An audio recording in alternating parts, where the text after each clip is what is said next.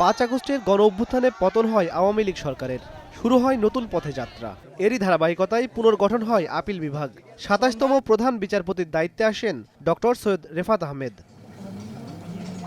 তার অবসরে যাওয়ার কথা 27 ডিসেম্বর।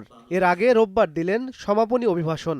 বাংলাদেশ সুপ্রিম কোর্টে 22 বছরের পথ চলায় এ সময় বিচার বিভাগের সংস্কারে নিজের রোডম্যাপ তুলে ধরে প্রধান বিচারপতি বলেন, অন্তরে কোনো ভয় থাকলে বিচারক হওয়া উচিত নয়। অন্তরে কোনো ধরনের ভয় থাকলে বিচারক হওয়া উচিত নয়। শুনানিকালে কোনো বিশেষ পদবিধারী ব্যক্তি বা ক্ষমতাবান পক্ষকে অতিরিক্ত গুরুত্ব দেওয়া বিচারকের দায়িত্বের অন্তর্ভুক্ত নয়। একই সঙ্গে এটিও স্মরণ রাখতে হবে, বিজ্ঞ আইনজীবীদের সঙ্গে